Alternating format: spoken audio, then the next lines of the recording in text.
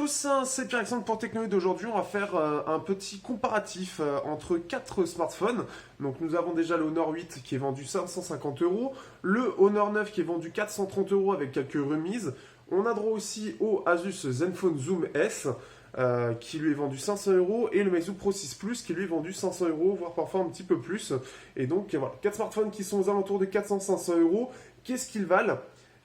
Qu'est-ce qui les différencie? On va essayer de faire ça très rapidement. On va essayer de faire ça en moins de 10 minutes, voire 15. On va voir. Au niveau du design, on est déjà sur quelque chose d'assez différent. En gros, pour résumer déjà, on va parler, on va dire, des deux phablettes qui se ressemblent un petit peu, c'est-à-dire les Asus Zenfone Zoom S et Honor 8 Pro, double capteur à gauche. D'un côté, on a une unibody avec juste deux peintures pour les antennes, en fait, avec le capteur qui est au dos rond qu'on a l'habitude de voir, en tout cas jusqu'à maintenant, avec le capteur laser qui est ici. On a quelque chose d'unibody avec, voilà, un petit peu pour l'idée, hop, ici. Ensuite, on a le Zenfone Zoom S qui lui a un dos qui est en métal, mais avec le haut et le bas qui, eux, sont en plastique pour faire passer justement les antennes. On a le double capteur qui, lui, est bien différencié, qui ressort aussi un petit peu, puisque lui intègre un zoom optique. Et il a le flash et le laser qui est en dessous, ainsi que le capteur qui, lui, est rond. Donc après, on a quelque chose qui est un peu moins classe, par contre, par rapport au Honor 8 Pro. Un peu moins, justement, un peu moins bien fini, à mon sens. C'est un peu plus cheap. Le Honor 9, hop, lui de son côté, lui privilégie le vert, qui est pas très présent sur le marché. On a HTC un petit peu, on a Sony, mais c'est vrai que ça reste assez rare. Ce qui fait sa particularité, c'est surtout ces reflets qu'on a au dos. On a quelque chose de courbé, avec ce double capteur qui lui par contre n'est pas différencié du reste de la structure. Il est intégré au verre, c'est-à-dire que c'est vraiment même la coque fait office en fait de lentille, donc c'est assez intéressant. On a la mention ici hybride zoom, donc c'est un zoom logiciel. Au-delà de ça, voilà, on est sur quelque chose d'un peu différent avec un dos toujours bleu hein, comme le Honor 8 Pro, mais un bleu un petit peu plus clair, j'ai l'impression. C'est l'impression que ça me donne en tout cas. Cette fois-ci, on a le capteur donc d'empreinte qui est en façade, comme le Meizu Pro 6 Plus. Donc, ce qui fait que ça, c'est assez sympa pour justement avoir accès directement au lecteur d'empreinte. Donc ça, c'est la chose très sympa. Par contre, là, on a un lecteur d'empreinte qui n'est pas cliquable, contrairement au Meizu Pro 6 Plus, qui est le seul de tout le groupe. Le Honor 9 est plus compact, puisque lui, il fait 5.2 pouces contre le reste qui est 5.5, 5.7 et 5.7. Là, on est sur du 5.2 plus compact, et les finitions sont vraiment très bonnes. Donc là-dessus, pas de souci, c'est différent. Par contre, les traces de soie seront vraiment présentes. On aura juste aussi à faire attention à l'usure au bord de cette courbure, qui va être, elle, prématurée par rapport au reste du verre. Pour terminer, le Meizu Pro 6 Plus, qui est le seul du comparatif avec un seul capteur rond. Ce qui fait son originalité, lui, c'est plus son capteur dorsal, enfin donc ce côté rond, mais c'est surtout le flash qui lui aussi est rond avec le capteur laser au centre. Très particulier, très réussi, et qui lui donne sa note d'originalité. L'autre chose, il a droit aussi à une courbure au niveau de l'antenne, l'arc antenna, qui était en premier utilisé sur le Meizu Pro 6, qui est réutilisé ici. La grande différence qu'on a par rapport aux autres Meizu, c'est qu'il ressemble beaucoup moins à un iPhone. J'ai l'impression qu'il y a une identité Meizu qui est beaucoup plus forte qu'il y a quelques temps, comme le Meizu, donc les Pro 5, voire les Meizu MX 4 Pro, qui lui étaient beaucoup plus iPhone. Donc ça, c'est une bonne chose. On a quelque chose qui ressemble un peu plus au Honor 8 Pro au niveau des bordures, puisque un peu plus carré. Ça, c'est la chose à savoir. On a dans tous les cas de l'USB type C, on a dans deux cas pour les deux Honor un capteur infrarouge, donc ça peut faire plaisir pour ceux qui veulent s'en servir comme télécommande, mais dans l'ensemble c'est plutôt bon. Pour moi, dans l'ensemble, c'est le Zenfone Zoom S qui est en dernier, qui fait le plus cheap avec ce côté plastique pour les antennes, un côté un peu plus épais, un côté un peu moins fini, avec cette bordure plastique qui ressort beaucoup au niveau de l'écran, ce qui fait que je trouve ça un peu moins bien, un peu moins... Voilà, même le métal, j'ai une moins bonne impression. Celui qui me donne la meilleure impression, par contre, de ce comparatif dans l'ensemble, c'est compliqué. Entre les deux, entre l'Honor 8 Pro et le Meizu Pro 6S, les deux sont très bons. Par contre, le Honor 8 Pro a tendance à se rayer beaucoup plus facilement. Donc le métal utilisé sur le Meizu semble bien meilleur. Le Honor fait plus On a l'impression qu'il est un peu plus imposant que le Meizu, alors qu'ils font à peu près la même taille. L'avant aussi, on a un 2,5D un petit peu plus accru sur le Meizu, tandis que sur le Honor, c'est un petit peu plus léger. La vitre aussi est en Gorilla Glass 3, elle a tendance à se rayer un peu plus facilement. C'est un peu particulier, je ne saurais pas trop vous dire, pour moi ils sont différents mais à peu près équivalents, mais le Honor 8 Pro lui est un peu plus fragile. Au niveau de la surcouche, on va pas s'y étendre très longtemps. D'un côté, on a pour ces deux appareils-là EMUI 5.1, une surcouche qui est assez complète, qui est très bien optimisée dans les deux cas, qui est très réussie, que j'apprécie énormément, qui reste un mélange un petit peu entre Android et iOS, mais assez bien pensé. On a droit à avoir le choix avec ce côté justement un peu plus iPhone sans bureau ou un peu plus Android avec un bureau qu'on peut mettre. On a plein de petites options, c'est assez visuellement assez joli, donc là-dessus c'est sympathique. Du côté d'Asus, c'est un peu la surcouche la plus lourde de ce comparatif, puisque là par contre on a quelque chose qui est vraiment lourd, il y a vraiment beaucoup d'options. Elle s'est un peu allégée avec Android 7.1. Par contre, le gros avantage, c'est aussi l'une des plus optimisées et surtout l'une des mieux suivies du comparatif, qui a eu 7 points rapidement, en tout cas pour celui-là. 7.0 est arrivé très rapidement pour le Asus. Et j'ai eu extrêmement peu de problèmes avec. Et ils ont tendance justement à régler très rapidement les soucis jusqu'à ce que l'appareil soit stable. Donc ça, c'est vraiment la chose. Par contre, mais visuellement, le problème, c'est que visuellement, il y a beaucoup trop d'options. Il y en a plein déjà sur le Honor, mais elles sont très bien intégrées. Alors qu'ici, le problème, c'est qu'il y a beaucoup trop d'options, il y a beaucoup trop d'applications de la marque, et ça fait lourd, et c'est très repoussant. Donc ça, c'est le côté un peu dommage de l'appareil. Mais au-delà de ça, c'est une surcouche qui est en soi, une fois qu'on s'est habitué à cette lourdeur, elle reste assez agréable. La dernière est beaucoup plus particulière puisque c'est Flyme 5 et qui va bientôt passer à Flyme 6 que j'apprécie moins, qui se rapproche beaucoup plus de l'iPhone, qui elle est particulière déjà notamment au niveau de l'utilisation du bouton, qui elle est un bouton qui sert à tout, et pour le multitâche, on commence à partir du dehors de l'écran pour sortir le multitâche. C'est une surcouche qui est assez sympa, par contre le suivi est assez mauvais puisque pour l'instant toujours en Android 6.0, Flyme 6 a été annoncé sur 6.0, on ne sait pas trop quand est déployé 7.0, il faut savoir que les appareils eux sont vendus sans Google de ce côté-là, donc ça c'est le côté très particulier de Flyme. Ils sont pas pour l'intégration de Google même à l'international, donc il faudra trouver soi-même l'application. Donc ça c'est, je vous conseille de regarder, surtout du côté de MIUI qui propose une application, enfin je sais pas qui exactement proposé l'application, mais c'est Google Installer, qui est facilement trouvable. Sinon, vous pouvez chercher directement sur le store de Meizu en faisant cette petite touche vers le haut. Vous mettez Store et vous arrivez sur l'App Store qui, malheureusement, on ne peut pas le trouver dans le menu. Je ne sais pas pourquoi. Et à partir de là, vous cherchez Google et vous devriez trouver un installeur Google. Voilà un petit peu pour cette partie-là. Ça va être une surcouche qui, par contre, est beaucoup plus légère en termes d'options ou quoi que ce soit. Elle est beaucoup plus simple d'utilisation, mais plus particulière aussi. Dans les trois cas, pour moi, les plus optimisés, c'est vraiment Asus et Honor, qui font partie pour moi des meilleures surcouches, vraiment, qui sont un peu lourdes, hein, au-delà d'Android Stock, qui sont un peu lourdes, qui rajoutent pas mal d'options. Elles sont vraiment très bien optimisées dans les deux cas. Flyme est un peu moins optimisé, malheureusement, et en plus de ça, Meizu a tendance à faire, au niveau de la RAM, quelque chose de très agressif. Donc au niveau du multitâche, on a quelque chose qui est malheureusement très peu performant, puisqu'elle a tendance à être agressive justement et ferme très rapidement les applications, et ça c'est quelque chose de dommage. Elle a tendance aussi à brider aussi la partie CPU du processeur, et donc ce qui fait que l'appareil est aussi plus lent globalement que ce qu'il pourrait être, au vu des capacités de la machine, il pourrait faire mieux. Au niveau des écrans, donc là on est sur deux types d'écrans, deux technologies d'écran différents. On a ici du LTPS dans les deux cas, ici en 2K, ici en 2K, ici en 1080p. Globalement, ce sont tous de bons écrans qui sont bien gérés. On va avoir l'avantage, on va aller chercher sur celui-là. L'avantage ici, on va pouvoir gérer quelques petites choses. Le mieux, ce sera sur l'Asus, même si malheureusement la gestion n'est pas très belle en soi. Hop, on va aller dessus. Affichage. On a les super couleurs ici. Le mieux étant à l'heure actuelle le Asus. C'est lui qui est le mieux calibré dans le tas. Et en plus de ça, qui est le plus personnalisable. On va aller ici. Et en gros. Hop. Chaleur chromatique. En gros, voilà un petit peu ce qu'on a. On a ces trois différentes options. Ici, on va avoir super couleur filtre bleu qui, on va pouvoir juste gérer le filtre. Ça reste très léger par contre. Ça, c'est un peu dommage. Standard, donc un côté couleur un peu moins vif, un peu moins...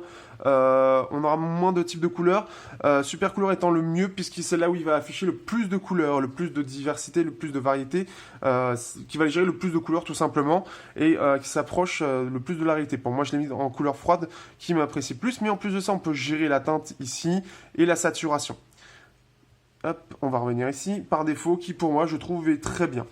Le Meizu, lui, de son côté, alors lui, il a juste une petite chose, c'est chaud ou froid. Donc après, à vous de voir. Mais ça reste très simple. Mais de base, il est plutôt bien réglé. Ils se sont calmés sur la couleur rouge qui était très vive sur les anciens Meizu. Ici, on est sur quelque chose de très neutre. En AMOLED aussi. Et au niveau de la luminosité, forcément aussi, c'est bon aussi. On est sur quelque chose qui se débrouille vraiment bien. Donc là-dessus, pas de souci. Du côté du Honor, enfin des deux Honor, on a droit à ce gestion des couleurs, de température de couleur, mais très légère. Et aussi, hop, ici, que je retrouve le confort des yeux, ici qu'on retrouve et qu'on va pouvoir gérer plus ou moins énormément. Je ne sais pas si ça va se voir à l'écran, j'ai pas l'impression que ça se voit vraiment, si un petit peu. Mais après, forcément, de loin comme ça va être plus compliqué. Mais voilà un petit peu. Donc voilà déjà pour cette partie-là, pour moi, donc le mur, dans tous les cas, c'est le Asus, c'est celui qui pour l'instant, c'est un excellent écran. On est sur quelque chose de très bon aussi sur le Meizu et sur le Honor. Le Honor a tendance à être quand même plus vif. Les Honor ont tendance à être un peu plus vifs, un peu mieux sur l'Honor 9 que l'Honor 8 Pro qui a tendance à être, lui, un peu plus généreux sur les couleurs, j'ai envie de dire. Et ça se voit par exemple sur l'application YouTube ici qui est très différente. Celle-ci, elle est beaucoup plus neutre, alors celle-ci est assez vive. Donc à vous de voir si vous aimez bien les couleurs un peu chaleureuses, un peu vives, un peu dynamiques. Vous pouvez voir le Honor 8 Pro. Si vous n'aimez pas, par contre, il faut s'orienter vers les trois autres. Au niveau du son, donc là, on se retrouve avec des choses qui sont totalement différentes. Autant haut-parleur, on est quelque chose qui est assez similaire. Les quatre haut-parleurs sont très bons. Je vais pas faire de test, c'est pas forcément la peine. En soi, ils sont assez, les basses sont assez présentes sur les quatre. On a un son qui est vraiment pas mal pour un mono, un haut-parleur simple. Par contre, c'est là ce qui va être intéressant, c'est sur la musique. Hein. Je le mets juste comme ça, histoire de. Alors là, la grosse différence, on va voir des choses totalement différentes. En gros, le meilleur dans le cas, il faut le dire tout de suite, c'est le Meizu Pro 6 Plus. Pourquoi? Il embarque une puce audio de très haut de gamme, j'ai envie de dire, une puce audio mobile haut de gamme, qui a, là, ici, c'est que du constructeur, ici, c'est un spécifique. C'est la spécificité de Meizu, et je vous avoue que je prends mon pied comme jamais, rarement j'ai pris mon pied avec les KZ ZS5, qui sont très bons de ce point de vue-là.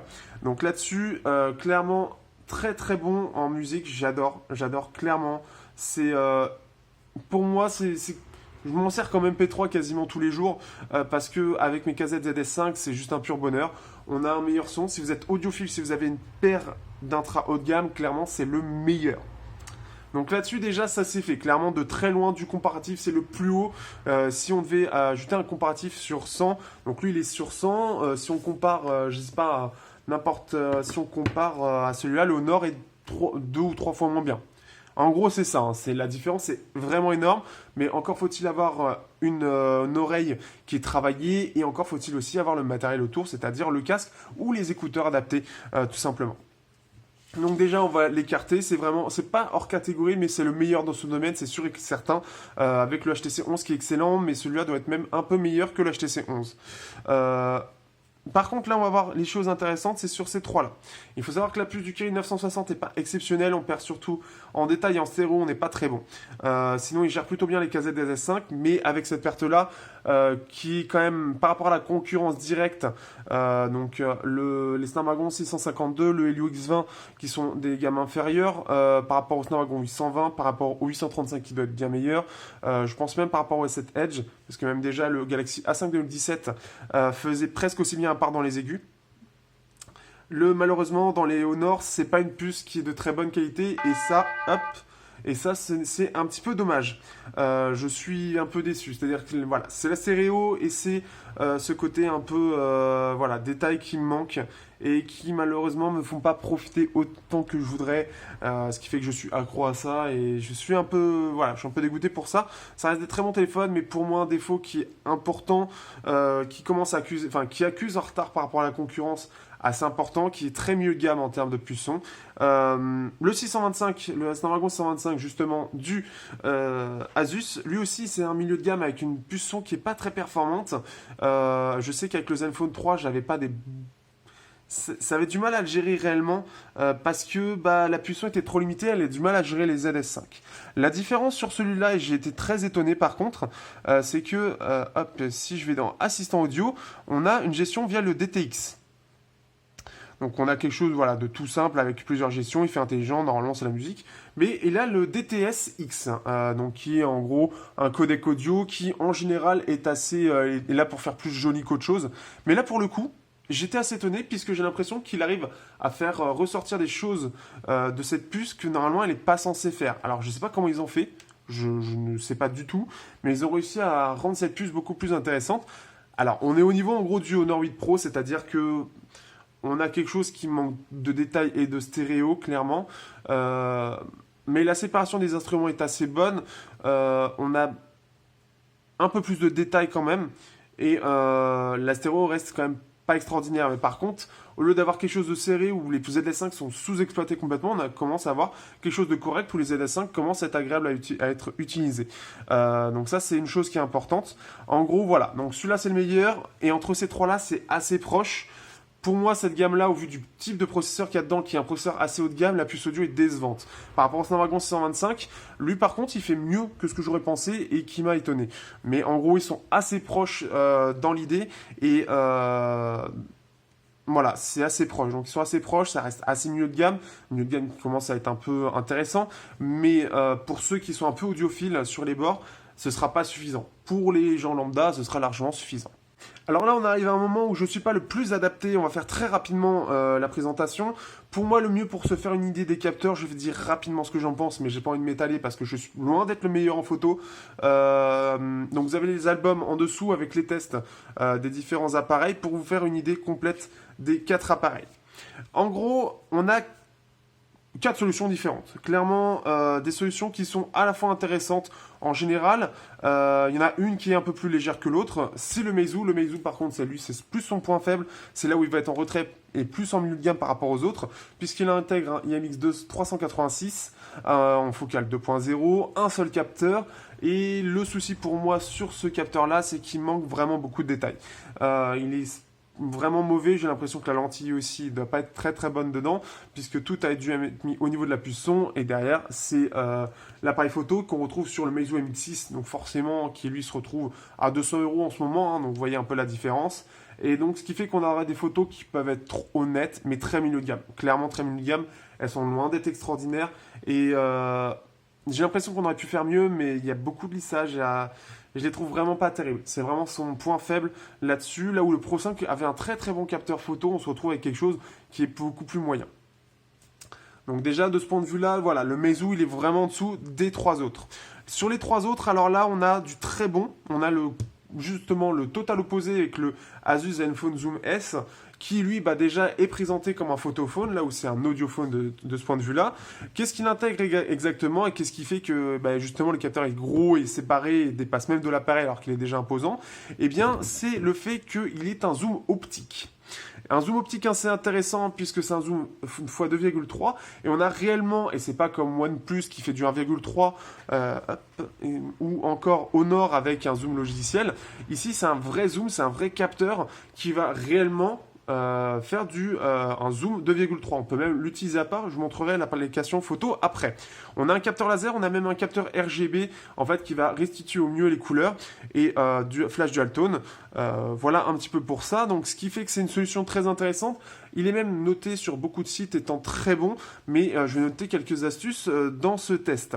Enfin, dans ce comparatif. C'est en tout cas, voilà, c'est un super appareil photo. Je m'amuse à faire des photos. Il est loin d'être parfait non plus. Il n'est pas parfait non plus. Il a quelques défauts, notamment sur un type de photo. J'en reparlerai. Mais sinon, on peut faire de très très belles photos et le zoom est très efficace.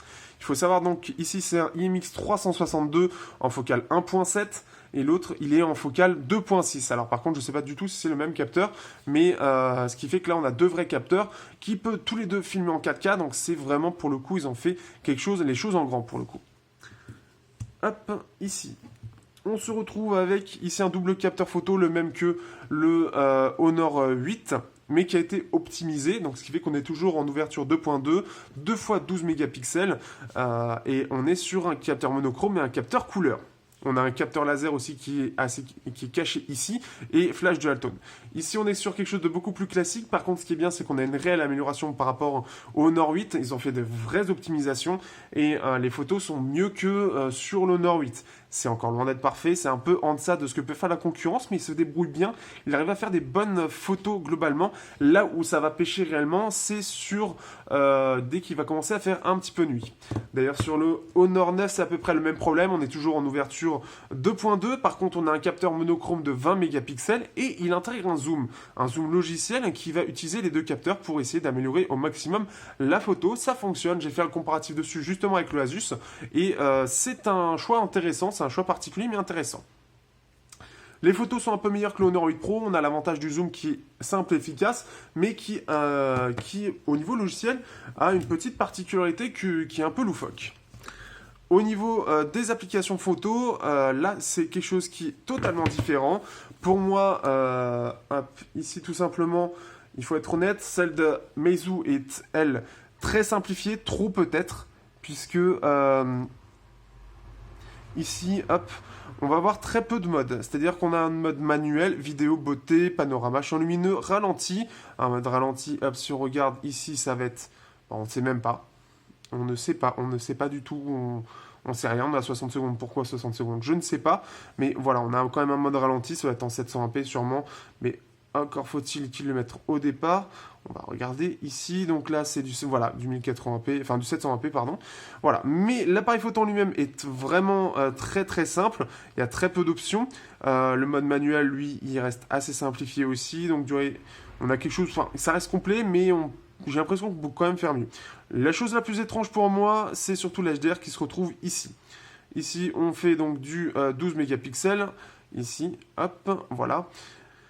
Et voilà ce qu'on peut voir un petit peu. Ça reste assez simple. L'appareil photo, voilà, on a quelques petits effets ici. On a un retardateur ici. Par contre, on n'a pas l'HDR. On peut changer comme ça de capteur. Ici, capteur à l'avant, qui est honnête en général. Donc ça, pareil, vous pouvez voir dans l'album. Mais je sais pas, c'est très simple. Pour moi, il manque des choses. Je trouve que c'est loin d'être parfait. C'est loin d'être ce que pourrait faire la concurrence. Alors, au moins, c'est simple et efficace. Mais c'est pas forcément très bien agencé, je trouve. Du côté de Asus, alors là par contre c'est ce que j'utilise avec mon Asus tous les jours. L'appareil photo, eh bien lui il est vraiment très très bon. Ce que j'aime bien, alors le problème c'est que ce qui va rebuter plus d'une personne, c'est qu'il y a énormément de choix. Pour montrer, là il y en a énormément. C'est-à-dire que eux c'est tout le contraire. Eux ils se sont dit il faut se lâcher. Honor aussi, donc ça c'est encore autre chose. On a le HD Pro qui lui est qui est un peu différent et qui permet de vraiment voir l'HDR, comment il se comporte, et ça c'est intéressant.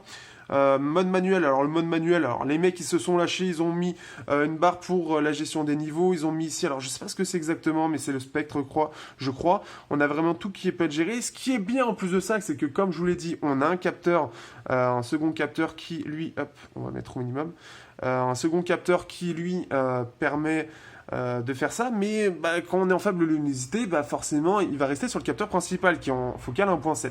Mais on peut le forcer à se mettre en 1.6, enfin sur l'autre focale en 2.6, l'autre appareil photo. Donc ce qui est bien, c'est que déjà on peut voir que même nous manuellement, on peut forcer l'autre capteur à fonctionner. C'est une bonne chose de laisser la main comme ça en mode manuel. On peut faire du RAW, ce qui n'est pas possible d'ailleurs sur le Meizu. On va pouvoir faire aussi du RAW, mais on a un tas d'options. On peut gérer l'HDR automatique ou non. Ça c'est vraiment très très sympa. Mais ce que j'aime chez Asus, c'est que clairement on a un choix impressionnant d'options. Le plus impressionnant en plus de ça derrière et qui montre vraiment, c'est que on va avoir un tas d'options dans les paramètres.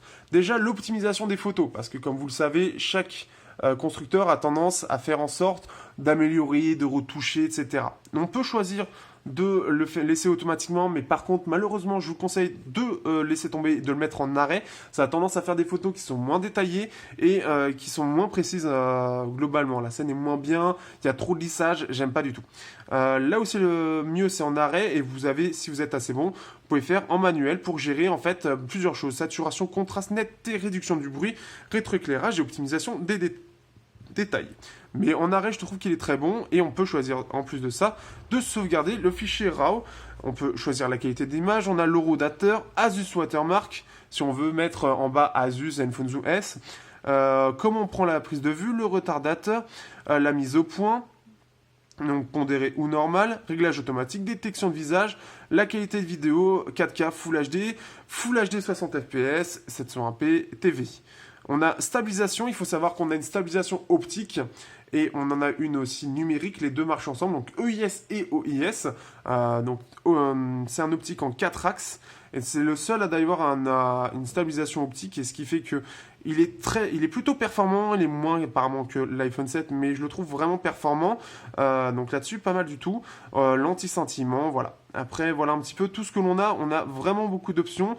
Ça fait beaucoup pour certains, on n'est pas obligé de tous les utiliser, bien évidemment, mais c'est appréciable. On a vu là le code QR, les QR codes, retouche d'image nuit, qu'on est en mode nuit. Il faut savoir qu'il y a un mode faible luminosité aussi qui se déclenche automatiquement maintenant, là où on l'avait manuellement sur le Zenfone 3 ou le Zenfone 3 Deluxe. En mode miniature, retour dans le temps, donc c'est-à-dire garder une petite... choisir la photo en fait au moment où vous faites la photo, ça fait comme une vidéo, on choisit un peu le moment. Retrait intelligent, tout sourire, super résolution, enfant, donc là quelque chose de très rapide pour prendre la prise, ralenti, qu'on peut avoir en 720, 1080p et vidéo accélérée.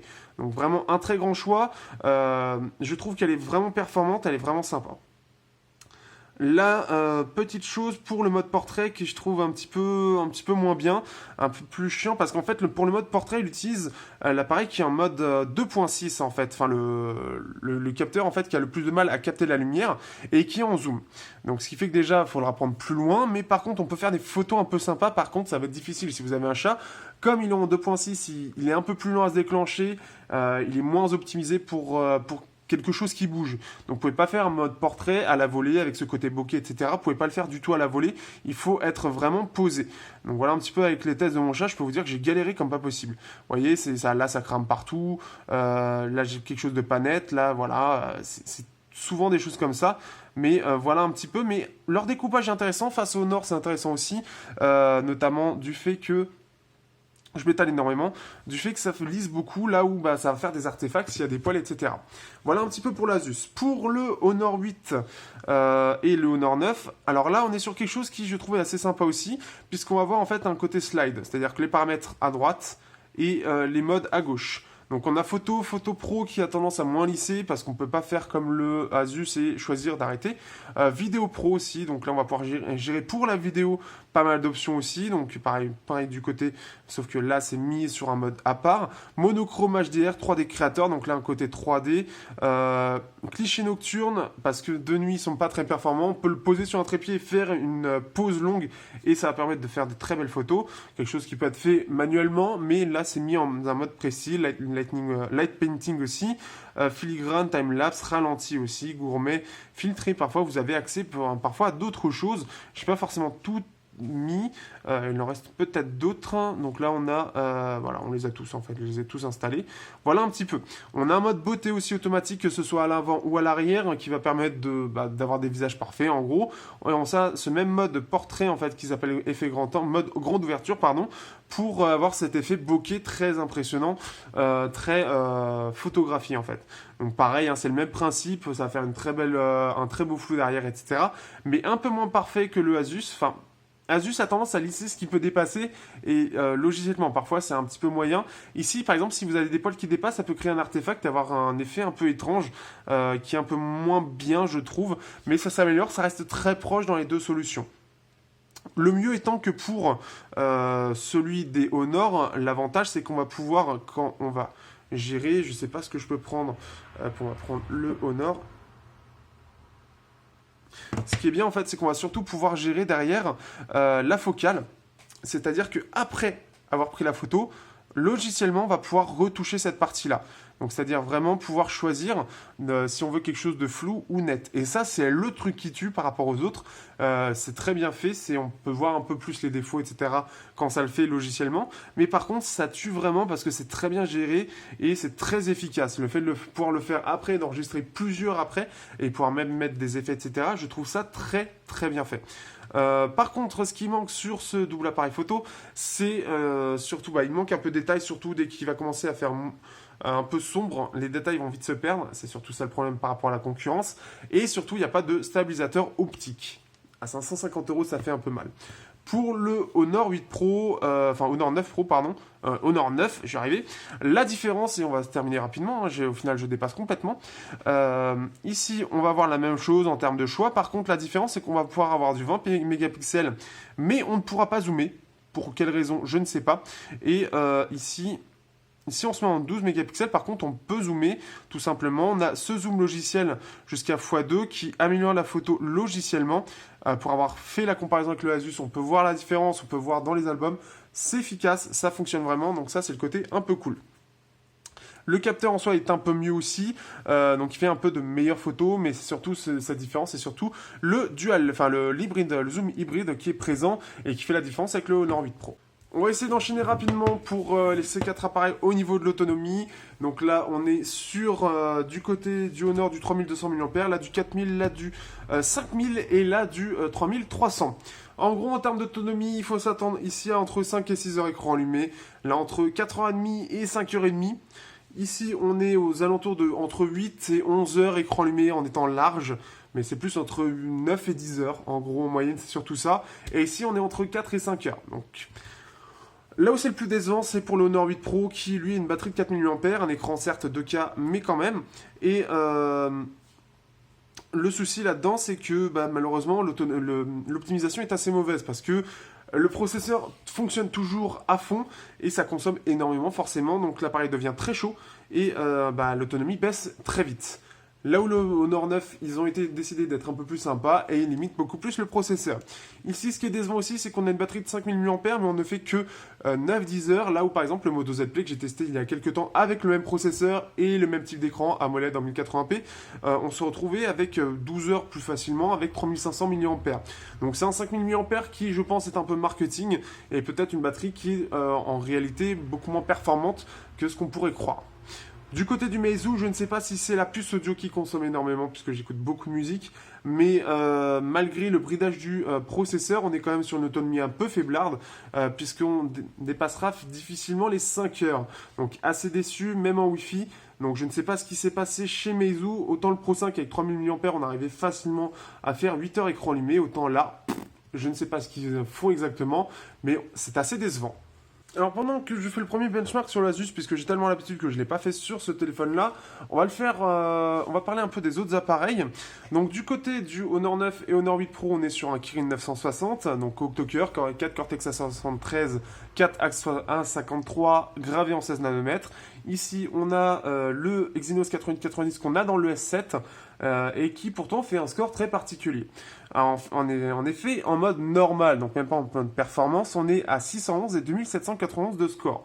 En gros, il limite beaucoup les performances. Il faut savoir que, en gros, au lieu de tourner déjà à 2,3 GHz pour les cœurs les plus forts, donc c'est 4 Cortex Mongoose, donc en gros c'est du Cortex A72 un peu modifié et 4 A53 en 14 nanomètres ou 16, je sais plus. Ici, au lieu de faire à peu près 5500 points, il en fait que 2991. Mais heureusement, ils ont mis un mode performance. Et donc, en mode performance, on fait 1503 points.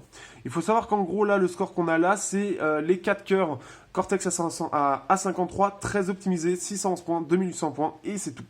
Ici, donc voilà, en gros, dans la vie de tous les jours, en mode performance, il va utiliser 2 cœurs Mongoose, donc les 2 cœurs haute performance, et là on va arriver avec un score de 1503 et 3805 points. Il faut savoir qu'il fait moins bien que le Helio X20 qui est en 4 cœurs à 53 plus 4 cœurs à 53 plus 2 cœurs à 72 qui fait 4500 points. Ici donc voilà, en gros on devrait avoir 1000 points de moins, on devrait avoir exactement ce score là en fait du S7. Les 5200 points, on est à 3800. C'est assez étonnant, il faut l'avouer, mais c'est étonnant, mais sauf qu'on connaît au final Meizu qui a tendance à brider le CPU pour donner juste l'énergie qu'il faut. Le problème là-dedans, c'est que autant c'est bien, il chauffe pas beaucoup, mais en termes d'énergie consommée, c'est la même chose et on a une autonomie qui est au final pas très très bonne. Donc voilà, un processeur bridé par rapport aux des performances qui sont censées être hautes, malheureusement c'est un peu dommage. Là-dessus, il faut savoir déjà qu'en plus de ça, il existe une autre version qui lui intègre des cœurs Mongoose.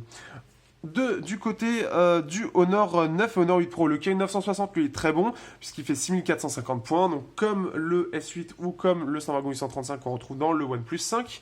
Donc un score de 6450 points, en simple cœur il fait 1846 points, donc un score plutôt bon. Sur l'Honor 8 Pro, donc il aura tendance à vraiment beaucoup chauffer par contre, mais il ne se bride pas du tout. C'est un peu le truc, forcément. Alors que sur le Honor 9, qui lui est un peu plus compact, il va se brider un petit peu, il va tomber à 5500 points. Du côté, au final, on va faire rapidement. Du côté du Asus Zenfone Zoom S, on a un smartphone, un cœur qui est, en gros, c'est 8 cœurs Cortex A53, donc basse consommation, qui fait environ 4000 points. On va voir le score très bientôt.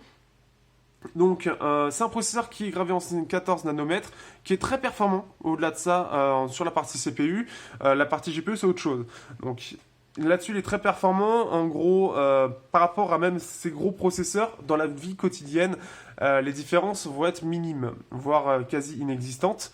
Par contre, si vous faites du traitement lourd, si vous faites des jeux, si vous faites même dans le temps, la différence se verra. Ce qui est son gros avantage, c'est qu'il consomme peu. Sur la partie processeur graphique, on va pas montrer les benchmarks parce que ce serait c'est un peu particulier, mais en gros, ici on fait 400 frames sur GFX, ici on fait 400 frames aussi, sachant que là on est en 2K, là on est en 1080p, ici on est en 2K, mais on peut le mettre en 1080p, ici on met en 1080 et on peut le mettre en 720. Donc ici on commence à 1500, on termine à 1200, et ici la même chose, mais en 720p, on fera forcément beaucoup plus et on s'approchera des performances du 835 en 720p. Donc c'est assez intéressant. Le plus mauvais et le point faible au final, c'est ce Asus qui en puce, forcément CPU déjà c'est que de la basse consommation, il n'y a pas de cœur haute performance. Donc dans le temps il risque d'accuser le coup plus facilement, malgré qu'il fasse quand même 4200 points, ce qui est un score plutôt pas mal et même supérieur au Snapdragon 820. Ici on fait du 4000 points, mais au final est-ce que plus tard il va y avoir des mises à jour qui vont débloquer un peu plus la puissance? Je ne sais pas. Mais par contre en termes de puissance graphique, il est avec un Mali T880 MP8 qui est beaucoup plus performant. Donc il va pouvoir gérer des jeux beaucoup plus lourds et dans le temps bien mieux. Mais le mieux quand même, c'est forcément pour le coup le Honor 8 Pro, puisqu'il ne se bride pas, il peut être mis en 1080p, donc ce qui fait que par contre il va chauffer énormément, mais il peut être mis en 1080p pour profiter des jeux plus tard quand il sera un peu vieux. Et surtout, il va faire tourner tous les jeux sans problème, World of Tanks en maximum. Là, on sera contenté à du médium 30 fps. Là, ce sera maximum 60 fps sur World of Tanks. Et pareil, de ce côté-là, ça aura peut-être tendance à un petit peu plus se brider de ce point de vue-là dans le temps. Par contre, il aura tendance à beaucoup moins chauffer, donc être plus agréable. En conclusion, que peut-on penser de ces Honor 9, Honor 8 Pro, Asus Zenfone Zoom S et Meizu Pro 6 Plus? Eh bien, en gros, pour ceux qui sont audiophiles et qui s'en foutent un peu de l'appareil photo, qui s'en foutent un peu des performances, je vous conseille très largement cet appareil-là. C'est vraiment pour les audiophiles purs. En soi, l'appareil est il est correct dans la plupart des choses. Il est très bon dans la finition, mais un peu plus milieu de gamme en fait dans le reste, en fait, dans l'utilisation, etc. La surcouche un peu plus moyenne. Donc ça, après, c'est un choix, mais voilà. En tant qu'audiophile, je pourrais m'accommoder d'un appareil photo qui soit moins bon que le reste, etc. Mais au-delà de ça, on a un très bon écran, on a un processeur qui reste correct mais bridé et un son qui est quand même excellent. Du côté du Asus, pour moi, c'est le smartphone quasi parfait. C'est-à-dire autant la puce audio, elle est bien utilisée par les TSX, mais reste en deçà de ce qu'on peut faire au niveau de la concurrence. Mais il a un capteur photo qui est très bon, parfois apparemment même meilleur que l'iPhone 7 Plus, comme quoi. Il a une autonomie qui, même si certes elle est un peu décevante par rapport à ce que devrait donner la batterie, elle reste très bonne aussi, comparable au Moto Z Play. On a un écran 1080p, un vrai 1080p AMOLED, donc moi qui adore ça, je suis content.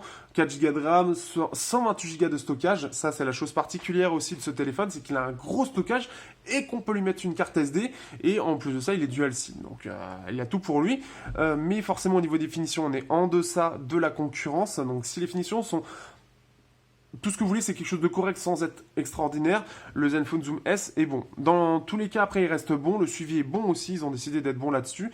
Donc voilà, c'est pour ceux qui veulent un téléphone qui soit très bon en appareil photo et en autonomie, avec un écran qui soit correct, pas forcément 2K. Vous pouvez foncer. Par contre, si vous êtes gamer, si vous voulez que dans le temps il tienne en termes de puissance, etc., c'est son gros point faible. Mais normalement, il ne devrait pas donner de signe de faiblesse rapidement. C'est surtout sur les jeux, en fait, sur les gros jeux où ça va coincer. Du côté des Honor 8 Pro et Honor 9, là c'est plus un choix selon ce que vous cherchez. Vous cherchez une phablette, vous cherchez un truc plus compact, vous cherchez quelque chose qui soit en métal, en verre. Est-ce que vous voulez le zoom? Est-ce que pour vous c'est important pour vous d'avoir un zoom qui soit un peu mieux que la normale? Est-ce que vous préférez le capteur à l'arrière ou à l'avant? Ça va être surtout ces choses-là. Est-ce que vous voulez un écran 2K? Ça va être surtout sur ces choses-là en fait. Ce sont des petites choses. Là, le gros avantage par rapport aux deux autres concurrents, c'est que pour moi, ce sont des smartphones qui sont pour moi les plus équilibrés. C'est-à-dire ils excellent nulle part en soi, à part le lecteur d'empreintes quand même, mais ils sont mauvais en rien. À part les photos de nuit, même s'ils ont optimisé, maintenant c'est quand même mieux, mais ils sont moins bons que la concurrence de ce point de vue-là. Ils ont même fait de sacrés efforts puisque les photos sont quand même pas si mauvaises que ça. Elles sont un peu moins bonnes, mais il y a encore du travail dessus. Pour moi, là, le plus gros défaut des Honor, c'est surtout pour l'instant leurs puces audio qui sont quand même pas mal en retrait, mais dans tout le reste, ils sont très équilibrés. Le suivi est plutôt bon, surtout sur une surcouche chinoise. Les versions des mises à jour de la surcouche suivent les versions Android.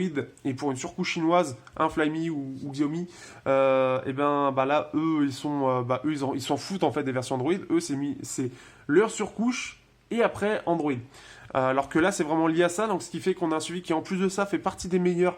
Donc ça, c'est une bonne chose. Ils font participer au bêta, etc. Donc c'est quand même quelque chose d'assez actif. On a quand même des appareils qui sont vraiment différents. Pour moi, le plus gros défaut du Honor 8 Pro, c'est sa chauffe et l'autonomie qui est assez décevante pour ce qu'elle devrait pouvoir faire. Ce que règle un peu le Honor 9, justement, notamment chauffe et autonomie, comme quoi ils ont fait de l'optimisation. Pour moi, ça, c'est un appareil qui est purement dans la performance. Donc là, pour les jeux, etc., si vous voulez de la performance pure, c'est cet appareil-là. Pour l'audio, c'est cet appareil-là. Pour la photo et l'autonomie, c'est cet appareil-là. Et pour quelque chose d'équilibré et un peu compact, c'est cet appareil-là. Vous pouvez le retrouver pour 430 €, pour à peu près 550, pour à peu près 500 et pour à peu près 550. J'ai pas le prix exact pour celui-là. N'hésitez pas à poser vos questions en commentaire si vous avez des questions précises. Je rappelle juste, Kirin 960, 64 Go de stockage, 6 Go de RAM, 4 Go de RAM. 3200 mAh, 4000, on peut mettre une carte SD dans les deux dual SIM. Pour les 4, ils sont dual SIM. Pour les 3, on peut mettre une SD. Celui-là, on ne peut pas. Et ça, c'est très dommage d'ailleurs. Ici, donc, double capteur avec l'effet bokeh. Ici, double capteur avec zoom et effet bokeh. Là, c'est logiciel. Là, c'est optique. Là, on a un stabilisateur. Ici, on a un appareil photo qui est en retrait, pour rappel. Et au niveau définition, voilà, on l'a vu, vous le voyez actuellement. Donc ça, c'est selon ce que vous préférez. Pour moi, voilà, pour terminer, mon coup de cœur personnel, il y en a deux. En gros, pour moi, le coup de cœur, c'est celui-là parce qu'il correspond quasiment à toutes mes envies. À part la puce audio, il est bon dans ce que je veux, c'est-à-dire l'appareil photo pour faire mes plans parce que c'est comme ça que je filme. Il a le stockage aussi, 128 Go, ça permet d'être large. L'autonomie qui est de 10 heures, je peux rentrer chez moi sans recharger, ce qui est excellent. L'AMOLED qui est un bonus. Et le suivi qui est quand même très bon au-delà de ça. Ça reste complet et particulier. Et le petit coup de cœur, malgré les nombreux défauts du Meizu, qui sont nombreux par rapport à la concurrence pour le même prix, c'est la puce audio des Meizu. C'est rare d'avoir des audiophones de qualité, en soi d'avoir des appareils, des smartphones qui soient bons en audio. On a le HTC U11 et on a les Meizu. On a HTC et Meizu. Donc après, à voir selon ce que vous préférez. Le Meizu a la gros avantage d'être moins cher. On a même le Meizu Pro 6 qui est moins cher et qui est peut-être au mieux que celui-là. Sur divers points, mais ça j'en reparlerai pour ceux qui l'ont, si c'est pas encore sorti, mais j'en parle sinon dans le test du Meizu. Voilà un petit peu. Donc l'équilibre, les performances, l'autonomie, la photo, l'audio. Si vous avez des questions, n'hésitez pas dans les commentaires. J'espère que ce comparatif vous aura plu. J'ai eu l'opportunité de pouvoir le faire. Je le fais. Mais à mon avis, ce sera assez rare. Et sur ce, je vous dis à bientôt pour un prochain test ou un prochain peut-être comparatif sur Technoïd.